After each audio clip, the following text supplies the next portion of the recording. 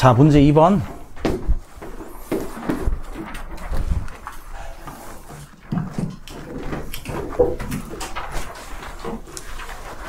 자, 1번에서 요약할 때 요 키워드 뽑는 거, 요거 좀 신경 써서 해주시고. 알았지? 이거를 좀 계속 시도를 해봐야 돼. 제시문 읽으면서 단어 뽑는 거 알았죠? 요래야지 보인다. 외래께 제시문이 쉬워가지고, 이거 연습하기가 진짜 좋아요. 키워드 뽑는 거 연습 잘 하시고.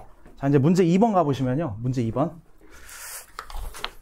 문제 2번을 보면은 문제가 바와 사를 활용하여 이렇게 갔어요. 자, 여기부터 한번 적으면서 해볼게.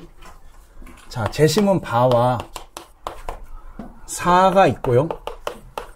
얘를 활용하여 이렇게 갔거든.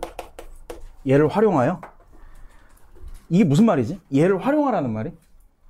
바와 사가 전제 제시문이라는 소리야. 그래서 바와 사가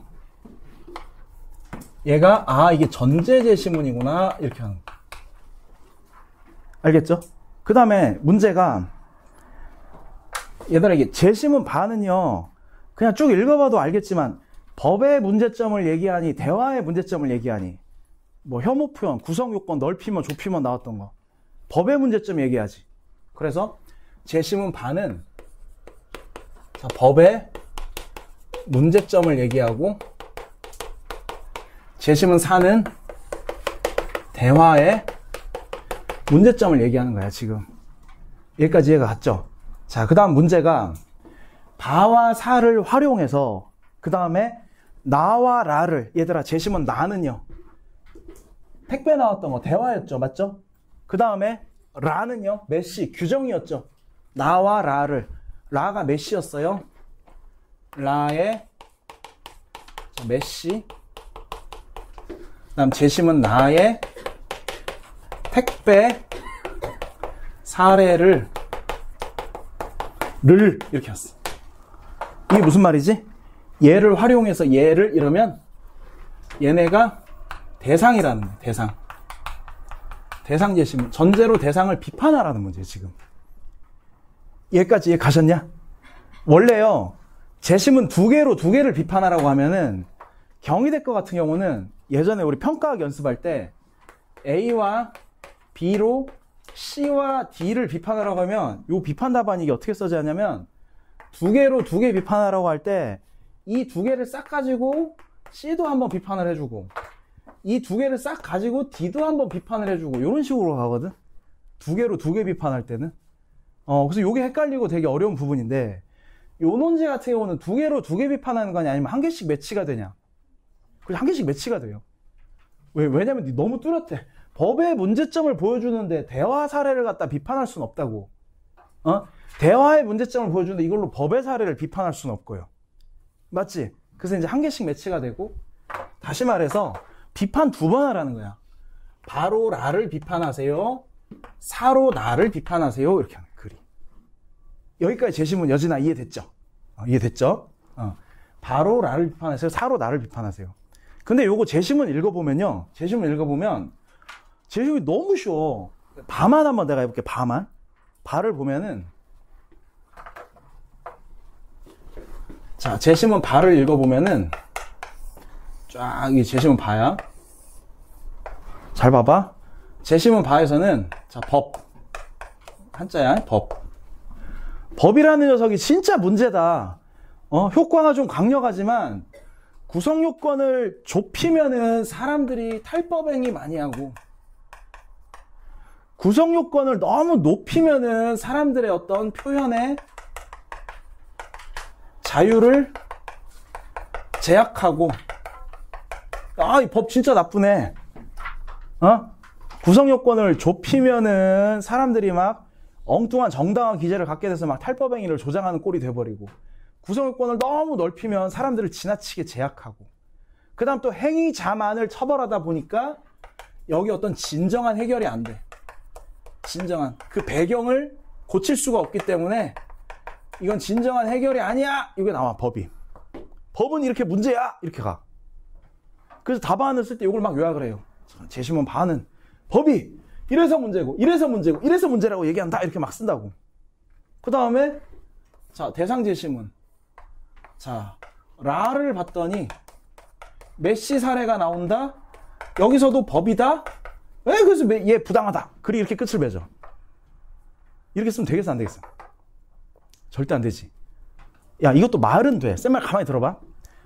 법은 탈법행위도 조장하고 사람들을 너무 지나치게 제약하고 그 다음에 어떤 그 사태의 배경을 적절하게 해결하지 못하게 하기 때문에 법을 통한 갈등의 해결은 부당하다. 메시 사례에서도 법, 규정을 통한 갈등 해결이 나온다. 법은 부당하다. 메시도 법이다. 에이, 부당하다. 이렇게 쓴다고. 틀린 말은 아니지. 그렇지 않아? 요게 비판 문제에서 전제 제시문 그냥 요약, 대상 제시문 요약 이렇게 해서 부당하다 이렇게 쓰면 이렇게 쓰는 대표적인 망하는 답안이야. 이게 내가 이걸 이렇게 쓰지 말라고 기본 강의 때랑 계속 지난주도 그렇고 계속 가르치는 거야. 이걸 아시겠어? 자, 요 논제는 중요한 게 뭐냐면은 잘 들어봐. 이 제시문 반은 전제 제시문이야. 법에 대한 아주 일반적인 얘기를 하고 있어. 그렇지? 중요한 것은 이 내용을 토대로 메시 사례를 구체적으로 비판해야 돼. 이 메시 사례에서는 과연 구성요건을 좁힌 건지 넓힌 건지도 검토를 해줘야 되고, 메시 사례에서 구성요건을 넓혀서 해석했다면 얘는 구성요건이 어떻게 넓게 해석이 된 건지, 그래가지고 여기서는 표현의 자유를 제약을 했다라면 이 구체적인 사례에서는 누구의 뭘 표현하고자 하는 자유가 제약당했는지 이걸 다 분석을 해줘야 돼. 이게 전제로 대상을 해석하는 거지.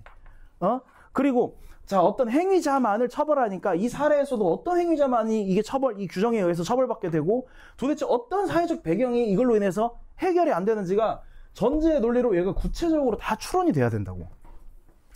요게 요 논제 풀 때 제일 중요한 부분이에요. 답안을 쓸 때. 여기까지 선생님 설명 이해 가셨냐? 그러니까 절대 그냥 요약 답안 이렇게 나가면 망하는 거야. 그래서 내가 요 답안을 비판 답안을 쓸 때 전제로 대상을 비판하라고 할 때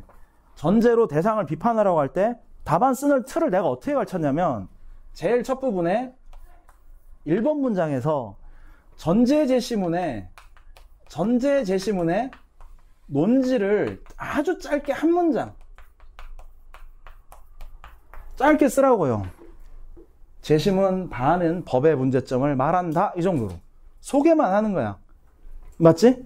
자, 그 다음에 2번 문장에서 전제로 대상 비판할 때 겨울방학 때도 했었고 개학하고도 했었고 계속 비판 답안 쓸 때 이렇게 한다. 맞지? 그 다음 답안 쓸 때 전제의 논지 적어줬으면, 자, 이러한 전제 제시문의 관점에서 그 다음 어떻게 쓰죠? 뭐뭐라는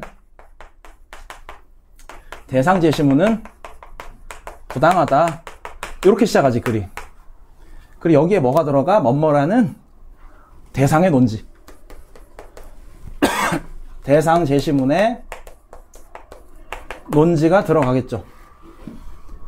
여기까지 갔어? 여기까지 해서 두 문장을 앞에서 최대한 심플하게 써주고, 그 다음 뒷부분에다가 이제 내가 뭘 쓰는 거라고 했지? 이 뒷부분에다가 얘의 관점에서 얘가 부당하다라고 했으니까 왜 부당한지 비판 근거를 써야 한다. 비판 근거.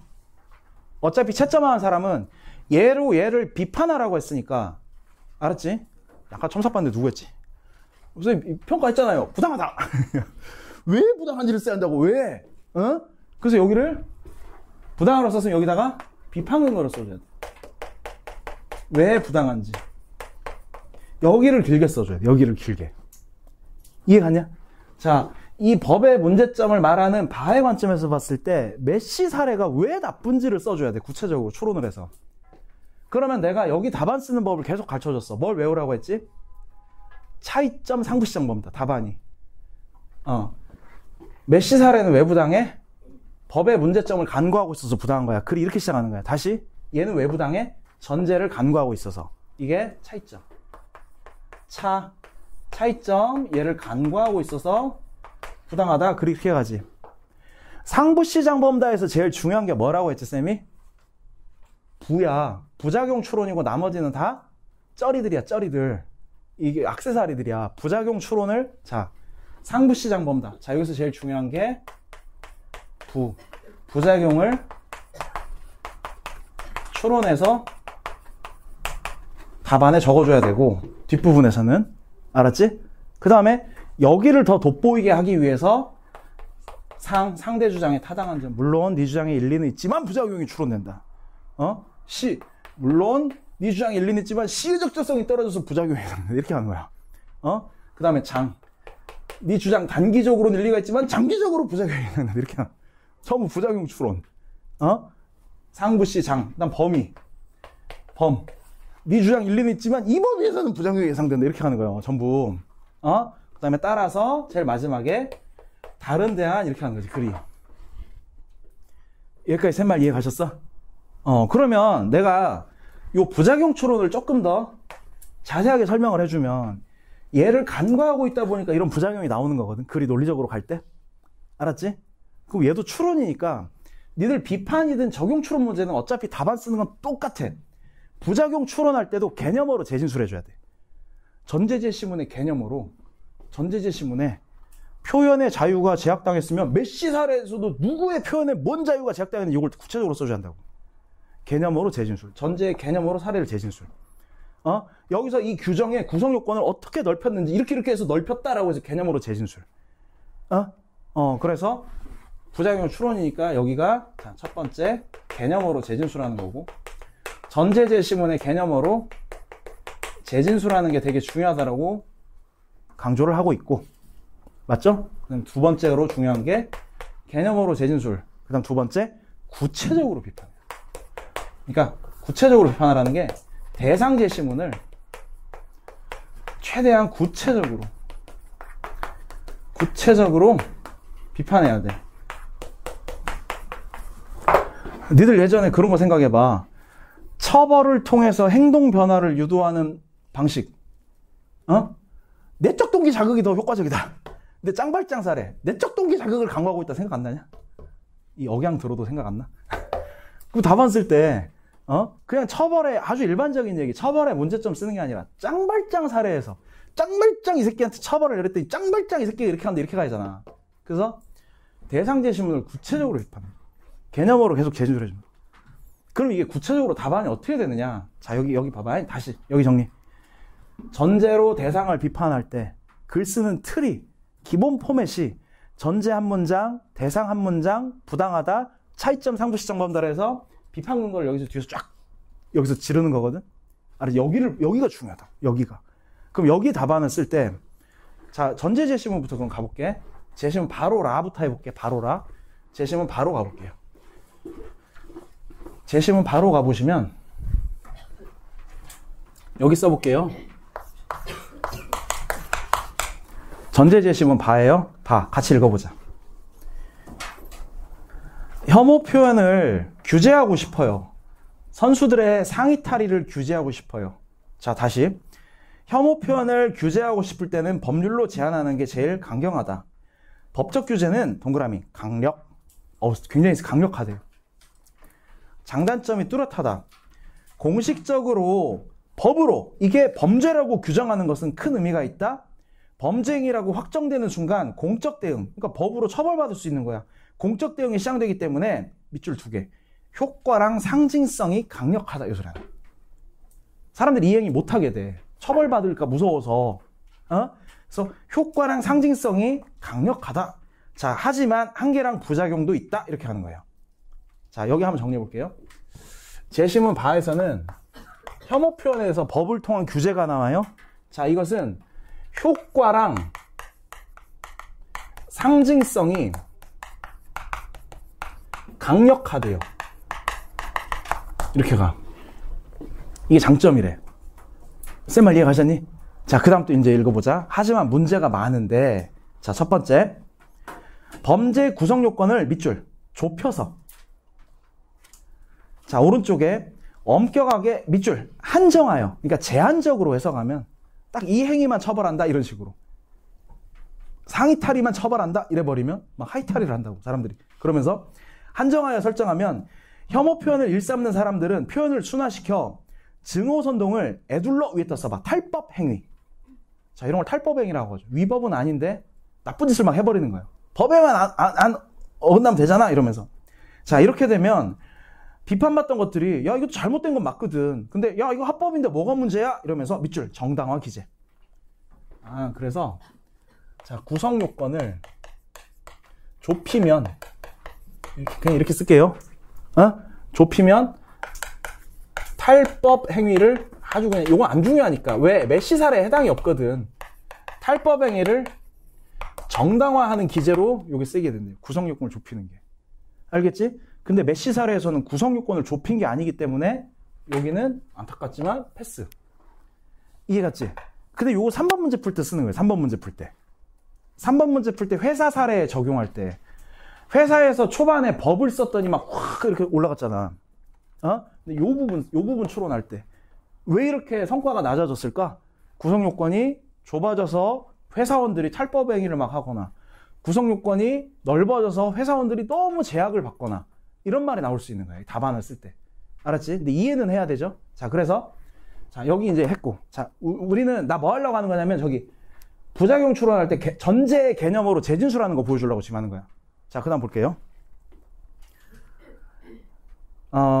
반대로 구성 요건을 밑줄 넓히면 그 다음 밑줄 일반적 표현 요거 밑줄 일반적 표현까지도 다 처벌해서 밑줄 표현의 자유 동그라미 제한 이렇게. 자, 그 다음 니들 여기 많이 놓치는 거야. 자, 보면 법적 규제는 혐오 표현을 한 사람에 대한 처벌에만 머무른다는 문제 도에다 동그라미. 그러니까 하나가 더 있는 거야. 행위자만 처벌한다는 문제도 있대요. 자, 그러면서 그 다음 키워드가 혐오 표현의 원인에는 정치, 사회, 경제적 배경 요거 밑줄. 그 다음 오른쪽에 밑줄 발화자만 처벌. 자, 진정한 문제 해결과는 거리가 있다 이렇게 되면서 제일 마지막에 밑줄 장기적으로 효과성이 떨어진다. 장기적에다가도 밑줄 요거 쓸 때 써먹는 거예요. 장기적으로 효과가 없다 이 소리가 나. 알았지? 그래서 이 3번에서 요거 쓸 때 쓰는 거고. 그럼 여기 써볼게요. 자, 구성 요건을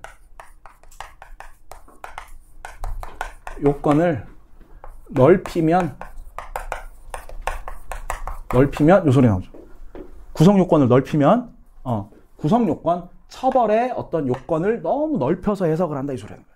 여기에 해당하면 넌 처벌하는데 여기까지도 너는 처벌을 시켜버려 이렇게 하는 거야. 이게 구성 요건을 넓힌다라는 개념이죠. 맞죠? 살인을 한 자는 처벌한다. 그렇지? 어떤 막 기도했어. 죽어라. 그때 죽어버렸어. 그럼 살인이냐? 이거 굉장히 넓혀서 해석하는 거야. 살인을 한 자는 나의 어떤 행동으로 자기 또는 부작위로 살인 이렇게 딱 구성 요건을 거의 딱 정리를 하는 건데, 자, 요 행위를 하면 처벌한다.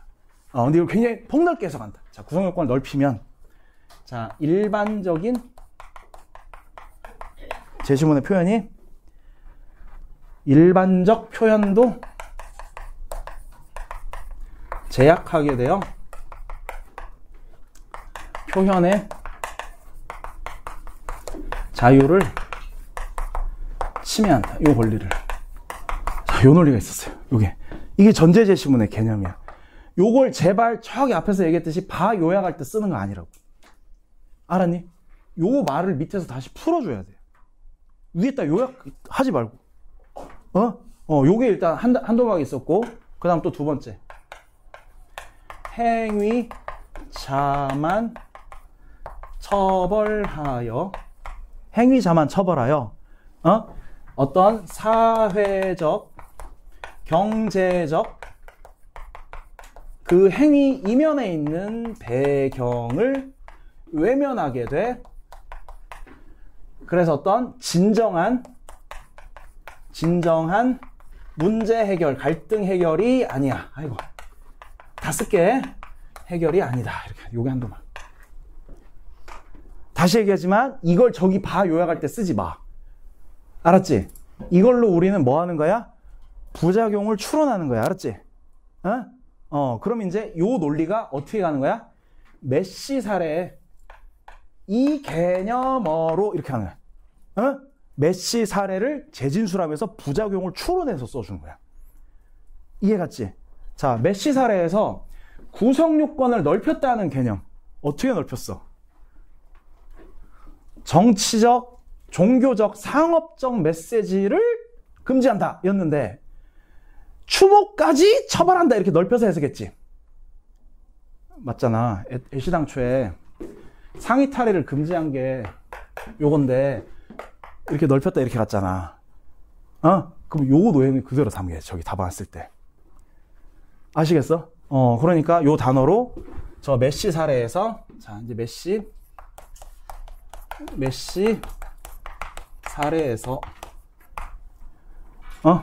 그래서 정치, 종교, 상업적 메시지를 원래는 처벌하는 건데 요것을 넓혀서 뭐까지? 추모까지 아따 힘들다. 요 단어 그대로 넓혀서 만약에 쓴다면 요렇게 다 추론이 되겠지. 넓혀서 처벌한다.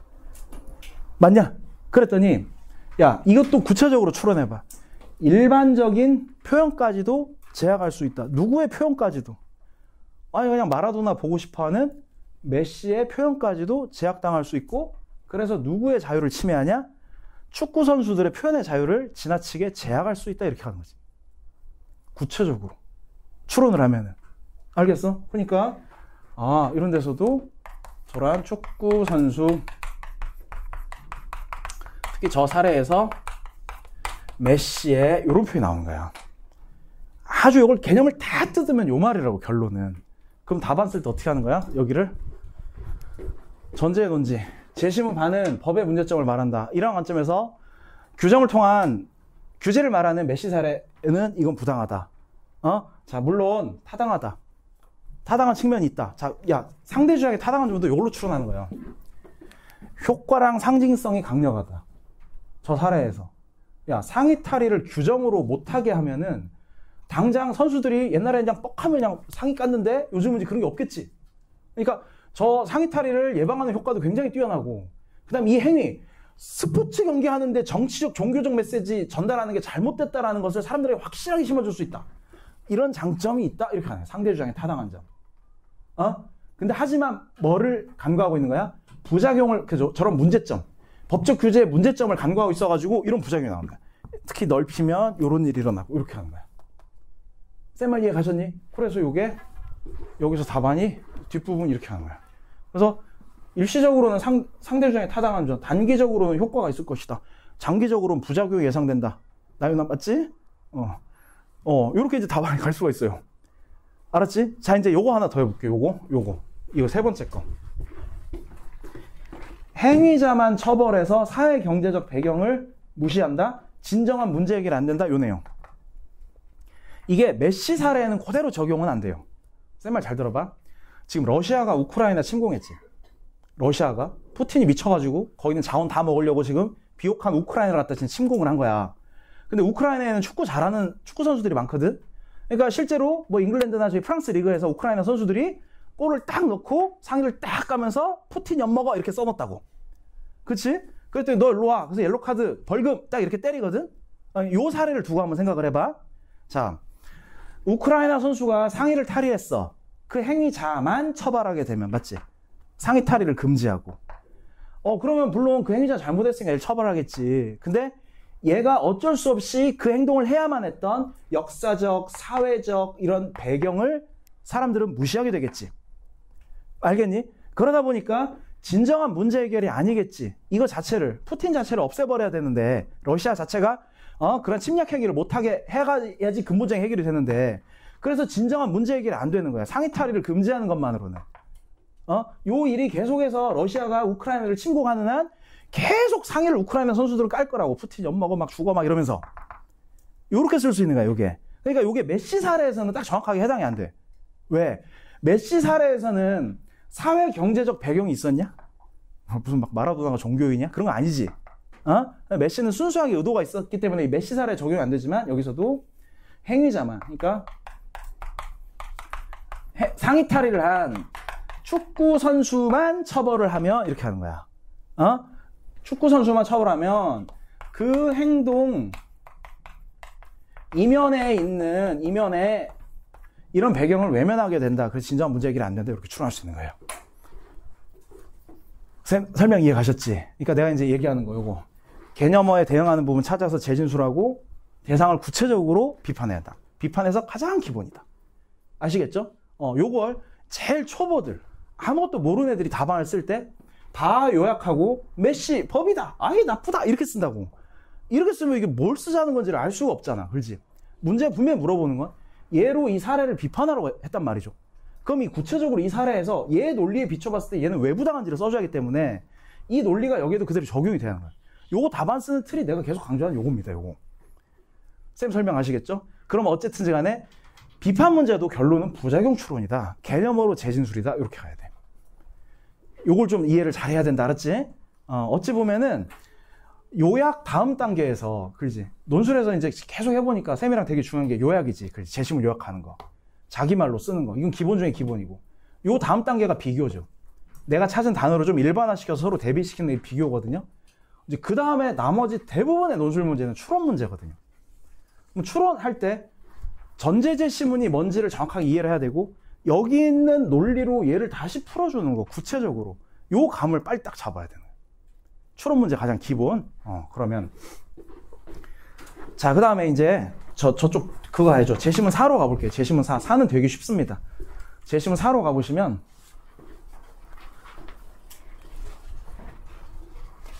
제시문 4는, 4 한번 써볼게요. 4는 대화 얘기하고 있죠. 제시문 4 가보시면 조직 내에서는 갈등이 발생할 수 있는데 갈등이 적절하게 해소되지 못하면 동그라미 쳐요. 성과. 그래서 니들 이 말도 꼭 써줘야 돼요. 좀 이따 3번 문제 그 자료 해석 문제 풀 때요. Y축이 성과거든요. 그 밑에 축이 시간이고요. 근데 갈등 해소가 왜 성과로 이어지는지도 간단하게 언급이 돼야 합니다. 갈등이 해소돼야 성과가 높아지는 거거든. 알았지? 그 다음 그런 거 나오고, 왜 갈등이 해소돼야 성과가 높아지니까. 갈등을 해소하기 위해 열리는 회의나 대화가 파국으로 치닫기도 한다. 자, 한 발씩 동그라미 양보.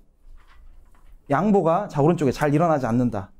그래서 밑줄 감정. 그 다음 밑줄 사안 복잡. 그렇지? 감정만 나빠지고 사안은 복잡해진다. 자, 그 밑에 줄 논쟁에만 열중한다. 흥미가 없다. 자, 그래서 밑줄 논쟁에만 열중. 요거 밑줄. 그 다음 또 밑줄 참신한 아이디어 무시된다. 요게 제시문 4의 키워드죠. 제시문 4에서는 대화를 하다 보면 양보 안 하는 상황이 온다. 감정만 격앙되고, 그쵸? 감정만 나빠지고, 그 다음 제시문 나오는 게 사안이 복잡해진다. 사안이 자 복잡해진다. 이러다 보면은 사람들이 논쟁에만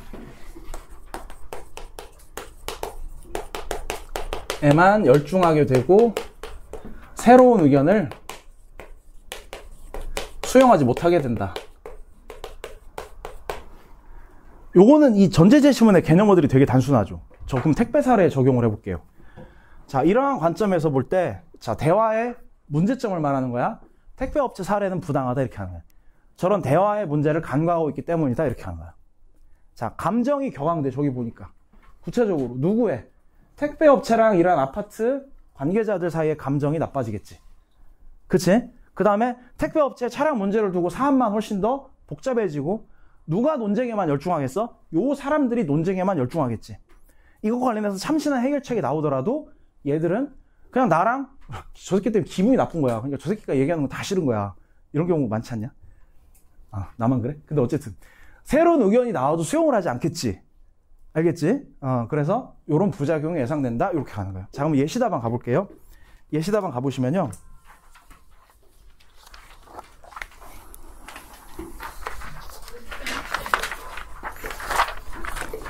예시답안 6페이지를 보시면, 예시답안 6페이지. 그러니까 이 논제를 연습을 좀 잘 해봐봐. 다시 쓰게 하면서. 알았지? 논술에서 가장 좀 기본적인 어떤 비판 답안 쓸 때 답안 어떻게 쓰는지 어떤 형식이라든지 여러 가지를 담고 있어요. 자, 그러면 바는 법적 규제의 부작용, 사는 대화의 문제점. 위에 써봐. 논지. 바사 논지 썼고요. 자, 바의 관점에서 세리머니를 규제하는 규범을 소개하는, 자, 이게 뭐예요? 라의 논지죠. 뭐뭐라는 라를 이렇게 갔죠. 이해 갔니? 여기를 최대한 짧게 써주고 1번부터 뭐예요? 위에 써봐요. 비판 근거. 1번부터 비판 근거 시작되는 거예요. 왜 부당한지. 자, 물론 위에다 써봐. 물론 뭐 써준 것 같냐? 상대 주장에 타당한 점. 상 이렇게 써봐요. 한번 읽어보자. 물론 상해 탈의를 규제하는 것은 필요가 있다. 이렇게 쓴 거야. 아주 간단하게 그냥.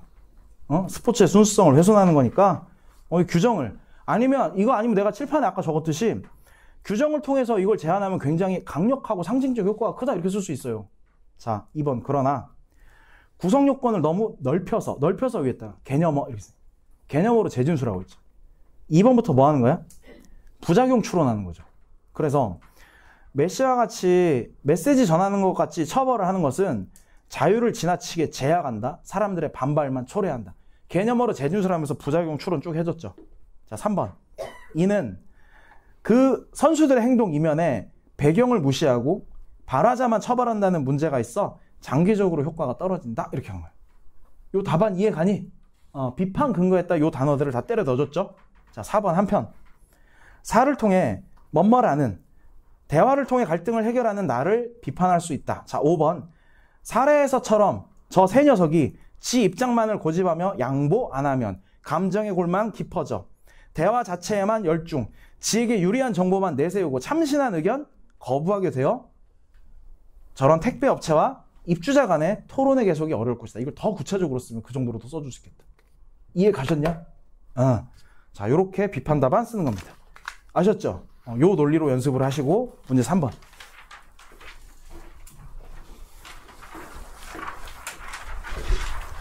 문제 3번은 좀 쉬워요. 쉬운데 이제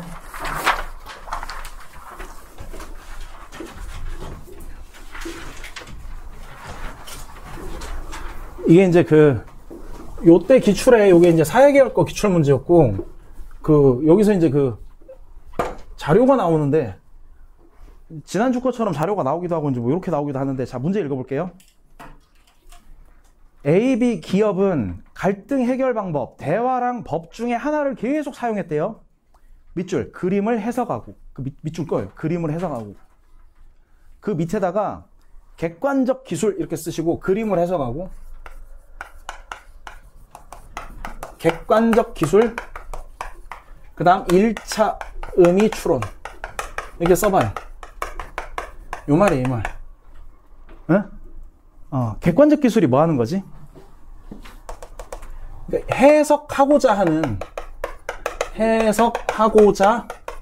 하는 자료의 부분을 딱 특정하는 거죠. 지표값 관계를 써가지고 이 자료에 여기를 봐라 이런 식으로. 아셨죠? 자, 그 다음에 그림을 해석하고 밑줄 다바사를 활용하여 밑에 써봐요. 다바사를 활용. 전제 이렇게 써요. 다바사가 전제 제시문이죠. 얘를 활용하라고 했으니까 전제 제시문으로 A, B 기업이 어떤 방법을 사용하는지 동그라미 추론하세요. 그러니까 2차 의미 추론하라고 써요. 2차 의미 추론이 전제로 쓰라는 거지. 그러니까 다바사가 얘가 전제 제시문이고 전제. 그러니까 2차 의미 추론 어떻게 쓰는 거죠?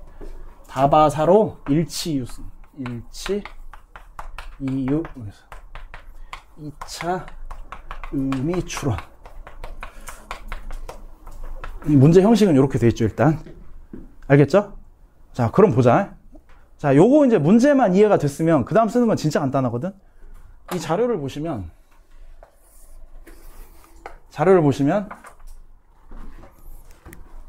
요게 A 기업이죠. 요게 A 기업이고요. 자, 요게 B 기업입니다. X축이 시간이고요. Y축이 성과입니다. 요거를 한 문장에 써도 되고 두 문장에 써도 되는데 중요한 것은 니들 답안에는요. 이 자료에서 4개의 부분이 언급이 돼야 돼요. 4개의 부분. 왜 4개냐면은 자, 첫 번째 B 기업이 초반에 성장이 더딘 것의 이유.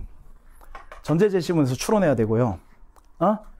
B 기업이 후반부에 성장이 가파라진 이유. 요거 써줘야 되고요. 자, 그 다음 A 기업이 초반에 성장이 가팔랐던 이유 전제 제시문에서 추론해야 되고요.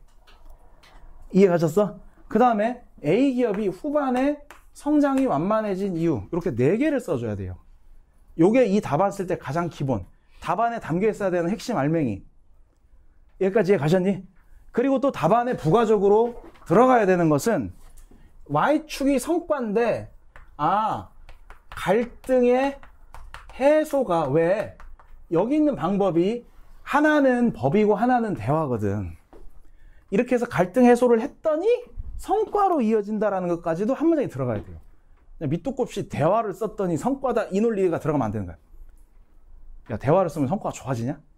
그게 아니라 대화를 썼더니 갈등이 비록 느리지만 해소되어 결속력이 높아지는 이런 효과가 나왔고, 그래서 이 기업의 성과가 올라간 거다, 이렇게 하는 거예요. 쌤 설명 아시겠죠? 그래서 요 논리 들어가는 게 두 번째. 쌤 설명 이해 가셨니? 자, 그러면 여기부터 이제 하나 해볼게. 전제 제시문이 아까 다바 4거든요. 자, 4에서는 자, 뭐 논쟁에만 열중, 새로운 의견 수용 안 해, 사안이 점점 더 복잡해져, 뭐가? 대화가? 이런 얘기 나오거든. 얘 넘버링 달아볼게. 얘가 1번, 얘가 2번, 이렇게 돌게. 3번, 4번이라고 칠게요. 자, 이 제시문, 이 전제 제시문 4. 1, 2, 3, 4번 중에 몇 번의 이유야? 여기서 4에서는 대화를 다바사를 토대로, 자, 객관적 기술, 해석하고자 하는 부분 특정해줘. 자, 첫 번째, B기업을 봐라. 처음에 만만하다. 후반부로 갈수록 성과가 가파라진다. 해줬지? 그 다음에 이거 간단하게 1차 미술은 써도 되고 안 써도 되고, 소결론. 처음엔 더디지만 성과가 시간이 지날수록 급격하게 증가했음을 의미한다. 써주고. 이런 현상의 이유를 다바사를 통해 추론할 수 있다. 글이 이렇게 가겠지? 자, 초반에 이 기업 성과가 더뎠어. 여기서는 제시문 4가 이게 대화였잖아요. 다시 제시문 4가 1, 2, 3, 4번 중에 몇 번 해석할 때 쓰이는 것 같아? 1번이죠. 성과가 더뎌요. 이 대화잖아. 그래서 B기업이 대화임을 알 수가 있죠. 초반에는 성과가 더뎌. 왜 이렇게 성과가 왜 이렇게 더딜까? 서로 양보도 안 해. 감정만 나빠. 사안이 복잡해져. 논쟁에만 집중해. 새로운 의견 수용 안 해. 이런 일 때문에 갈등이 해결 안 돼서 성과가 낮다. 요거 써주면 되는 거예요. 요게 그래서 1번. 자, 이번에는 제시문 다로 가볼게요.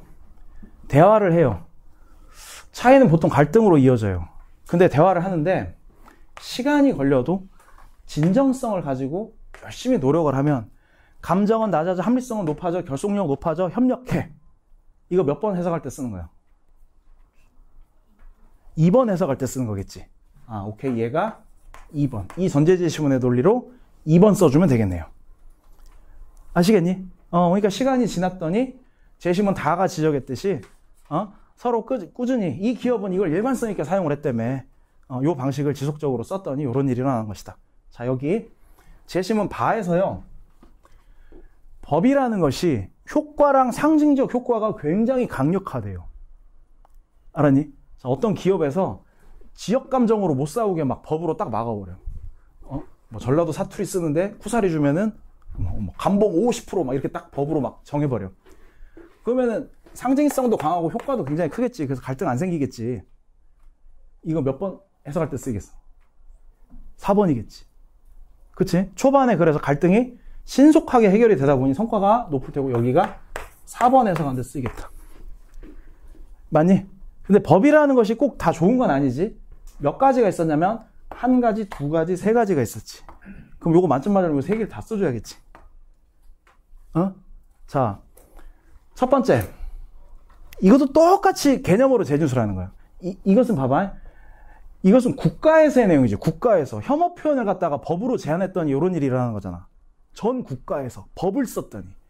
이 내용을 그대로 기업 사례에다 적용을 해보라고. 기업에서도 갈등을 해결하기 위해서 법을 사용해. 그러면 여기서도 구성 요건을 좁혀서 하면 탈법 행위를 정당화할 수 있어. 이때 탈법 행위를 누가 저지르겠냐? 저 기업의 직원들이, 임직원들이, 저 기업의 구성원들이 탈법 행위를 저지르고 이걸 정당화할 수가 있겠지. 아, 이해 갔어? 그러니까 예를 들어서 뭐 그 기업에서 규정으로 사투리 쓰는데 쿠사리 주지 마시오. 사투리 쓰면 때려도 된다는 거야? 가서 막 때려버려. 그러니까 이런 식으로 해서 탈법 행위를 정당화할 수도 있다. 저 기업에서. 그래서 갈등이 해결이 안 된 거다. 그 다음에 구성 요건을 너무 넓혀서 만약에 저 기업이 법을 계속 썼어. 구성 요건을 너무 넓혔을 수도 있지. 그래서 표현의 자유가 제약되고 이 구성원들의 표현의 자유가 심각하게 침해됐을 수도 있어. 그래서 저 회사에서는 부정적인 일이 일어났을 것이다. 성과가 낮아졌을 것이다. 그 다음에 행위자만 처벌하다 보니 자 봐봐. 사회 경제적 배경. 이건 뭐겠어? 저 기업의, 저 회사 내에, 사내에 이러한 배경을 외면하게 된다. 이렇게 하는 거지. 회사의 구성원들끼리 서로 싸움이 났다면 거기에는 어떤 표면에 드러난 거 말고의 어떤 그 이면에 있는 배경이 문제가 됐을 수도 있는데 진정한 문제 해결이 안 된다. 그래서 장기적인 효과를 바라기 어렵다. 이렇게 하는 거지, 법이. 알았니? 그래서 요 하나, 둘, 세 개는 저 중에서 3번. 이렇게 해석할 때 쓰는 거다. 선생님 설명 이해 가셨니? 그래서 제시문에서 키워드를 다 골라낸 다음에 요거 답안 쓰는 것은 알겠죠? 해석하고자 하는 부분을 객관적 기술에서 특정해 주시고 1차 미추로는 해도 그만 안 해도 그만 다바사로 일치 이유. 저 내용과 일치한다. 이런 현상 왜 일어났을까 해서 2차 미추로 쭉 해주시면 돼요. 이해 갔지? 그리고 다바사가 저렇게 4개의 내용으로 쫙 잘라지죠. 지금 읽어보니까. 여기까지 선생님 설명 이해 가셨죠? 자, 그럼 예시 답안 가볼게요.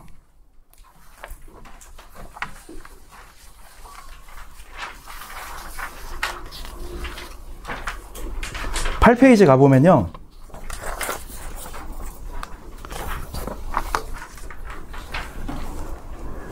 그래서 이게 논술 문제가 약간 이게 퍼즐 맞추는 기분이 좀 들어. 보면은 막, 아이씨, 이거 막 이러면서, 어느 학교 문제든지 좀 다, 그렇죠. 그래서 제시문 꼼꼼하게 읽고, 이게 막, 지나치게 옛날처럼 막 아주 난해해서, 제시문 자체에서 막 너무 추상적이라서 이게 키워드도 안 뽑아지고, 이런 문제는 요즘은 안 나오죠. 그렇게 냈다가는 법에 걸려요. 선행학습 금지 특별법에 딱 걸려요. 아시겠어요? 그래서 요즘은 다 교과서 제시문에서 이렇게 낼 수밖에 없는 거예요.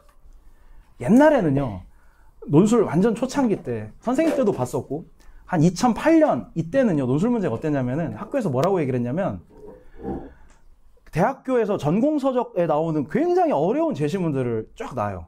그래서 제시문 5개를 주고, 그 중에서 뭐 4개 이상을 독해를 해내면, 그러니까 거의 다 요약 문제고, 4개 이상 독해를 하면 붙는 거고, 한 2개밖에 독해를 못하면 떨어지는 거고, 교수가 그렇게 얘기를 해요.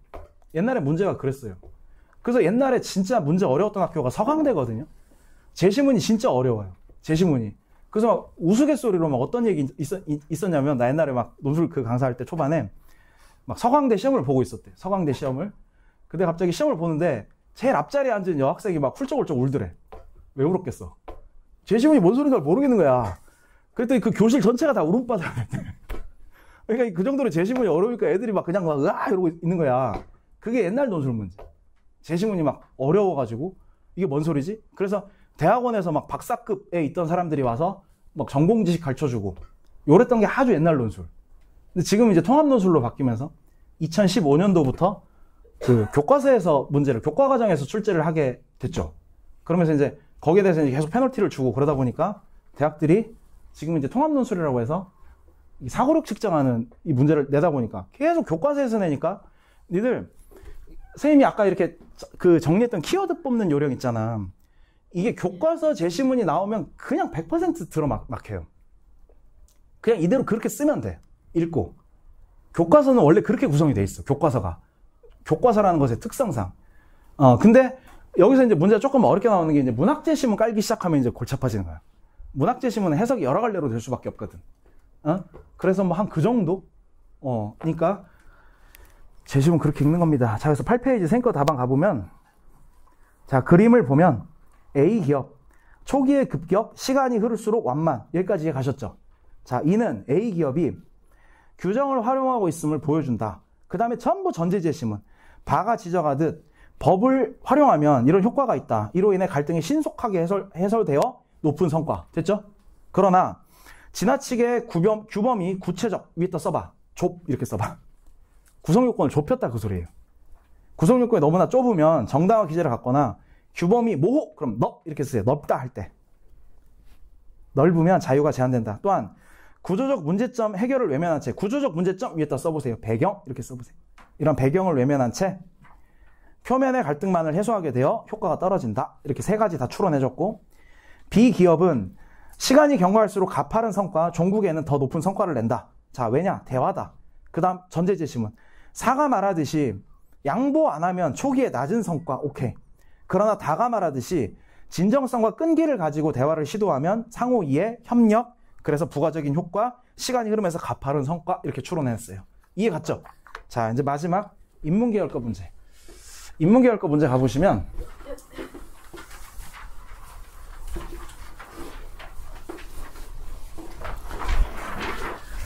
이 문제는 선생님이 만든 문제예요. 원래 이제 외대 기출문제는 요 3번까지밖에 없었고 4번은 옛날에 고려대 논술 살아있을 때 그때도 주제가 법과 대화 이런 거였고 그 당시에 법을 나타내는 영어 제시문이었어요. 그때도 똑같이. 그래서 그 문제를 내가 그대로 이제 발췌를 해와서 문제를 같이 짜맞춘 거야. 자, 문제로 가보면 보기의 상황에 활용된 갈등 해결 방법이 이렇게 했죠. 그러니까 답안에 좀 적어줘야 되는 게 자, 보기에 무슨 상황이 나오는지 자, 어떤 갈등 상황이 나오는지 간단하게 소개를 좀 해줘야겠죠. 그치? 그 다음에 여기에 대한 해결 방법은 뭐다? 요 말이 좀 나와야 될 거야. 그래서 여기서는 해결 방법이 국가에 의해 강제력을 부여받은 바로 법이다. 이 말이 나와요. 요거랑 이 사례에서 이제 해당되는 게 상황. 두 여인이 아이 때문에 갈등을 겪고 있는데 왕의 명령을 통해서 요걸 해결한다. 요게 요 문제 풀 때 이제 첫 번째 대목입니다. 아시겠죠? 쌤, 왕의 명령이요. 왕이 말로 한 거잖아. 이게 왜 법이에요? 이러면 할 말 없지. 공권력을 가지고 있는 자의 어떤 명령이니까 법에 의해서 해결하는 거지. 피도 눈물도 없죠. 싸우니까 그냥 잘라라. 이렇게 가는 거잖아. 맞죠? 그러면서 여기까지 정리가 돼야 되고, 그래서 이제 법, 규정에 의한 해결 방법을 말하고, 그 다음에 문제에서 써줘야 되는 거, 법에 의한 해결 방식의 밑줄, 문제점. 문제점 써줘야 되고, 이것에 이제 문제점을 좀 추론해서 써줘야 되고, 그 다음에 적절한 방안까지도 써줘야 되거든. 얘들아, 이 사례에서 적절한 방안은 뭘까? 이 얘기 뒷부분 아는 친구들은 괜히 또 오버해서 그거 쓰면 안 된다. 이럴 때는 어떤 여자가 우는지를 살펴보고, 이 솔로몬의 지혜 그러잖아. 아이를 반으로 나눠라 그랬더니 실제 엄마는 저 아니에요. 그냥 아이 안 가질래요. 이러고 가짜 엄마는 잘라요. 이러지. 솔로몬이 지혜. 그래서 네가 엄마구나. 이렇게 해결하는데 또 괜히 또 여기서 사례 적절한 방안은 솔로몬의 지혜를 발휘해야 한다. 이런 식으로 가면 답안이 이제 산으로 가는 거야. 왜냐면 이게 주제가 두 개잖아. 법과 대화잖아. 그러니까 이런 문제는 방안을 쓰라고 할 때 이게 대화로 가야 돼. 대화로 안 가더라도 이 말이 꼭 나와야 돼. 이 문제가. 아시겠어? 니들 나중에 건국대 거 논술 문제를 풀어보면 항상 문제가 이런 식으로 하거든? 1번에서 비교를 시켜. 꼭 마치 오늘 거 1번에서 두 입장으로 분류를 하듯이. 1번에서 비교를 시키고 2번에서 이렇게 사례 주고 방안 쓰라고 문제가 나오거든? 그럼 문제가 거의 어떻게 하냐면 두 개 중에 하나를 고르는 거야. 이 상황은 지금 뭐니까 이렇게 가. 그러니까 이것도 똑같아. 여기서 법과 대화가 나왔잖아. 근데 여기서 사용한 방법이 법이야. 법을 썼더니 문제가 있어. 그러니까 이 상황에선 법 말고 대화 이렇게 가야 돼. 그림. 알겠지? 요렇게 해야 여기가 이제 논리적으로 말이 만들어지겠지. 글짓기 하는 게 아니라. 그러면 여기서 이제 답안을 쓸 수 있는 게 이 문제점 이런 부분을 추론을 할 때 여기서 어떤 제시문의 사례를 충분히 활용을 하는 게 당연히 좋은 답안이겠지. 법을 썼더니 문제점. 메시 사례 같은 경우 봐봐. 사람들의 어떤 분노와 비난, 너무나 비인간적이잖아. 선배를 추모했는데 이것까지 그냥 법으로 딱 규제를 해버려.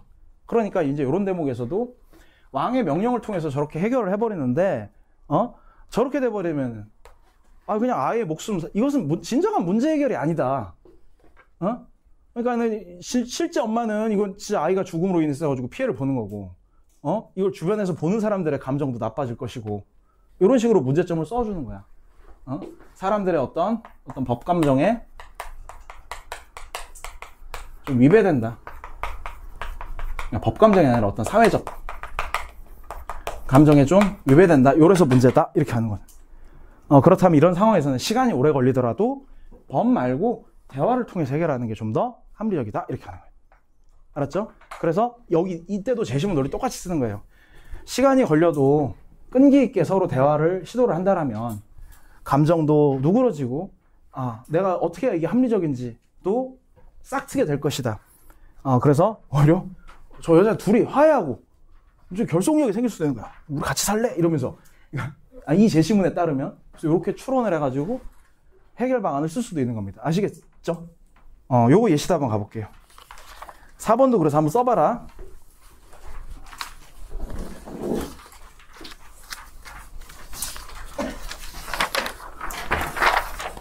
8페이지가 아니라 10페이지 있죠? 10페이지를 보시면 보기에 두 여인은 갈등, 오케이, 이런 단어 써줬고, 솔로몬 왕이 명령을 내려서 해결하고 있다. 공권력을 사용한 규범이다. 보기에서와 같이 규범을 통해 문제를 해결하면 선의의 피해자가 발생하거나 갈등 당사자 둘 다 만족하지 못하는 극단적 결과가 나올 수 있다. 필요한 것은 대화이다. 이렇게 했었어요. 그럼 두 번째 단락에선 제시문을 활용해서 계속 추론해 주는 거예요. 법에 의한 갈등의 해결은 효율적이고 신속하다. 하지만 이것은 반인륜적이거나 표면적 해소만 만들어올 수 있다. 그러면서 메시 사례 활용하죠. 표현의 자유를 제한한 결과 축구 영웅에 대한 추모까지 처벌하여 많은 사람들의 비난을, 마 사례도 스승이 제자를 대신해 처벌을 받게 되는 이런 비인간적인 사례를 맞이하게 된다. 따라서 대화를 통한 소통이 필요하다. 이렇게 하는 거죠. 그러면서 이를 통해 다가 말하듯이 불신과 증오는 해소될 것이고 합리성도 높아질 것이다. 마지막에 실제 사례 같은 거 좀 써줬는데 이런 같은 맥락이다. 중재 절차, 대화 절차를 거치도록 하는 것도 이를 통해 갈등의 진정한 해결이 가능해질 수 있다. 이렇게 하는 거죠. 아시겠죠? 그래서 요게 이제 마지막 4번 문제 답안. 그래서 오늘 여기까지. 처음 온 친구들은요, 요 논제를 다시 써오는 거야. 다음 주까지. 알았지? 첨삭을 받고 다시 쓰는 게 아니라 요걸 다시 써오면 첨삭할 때 같이 본다. 알았죠? 오케이. 오늘 여기까지.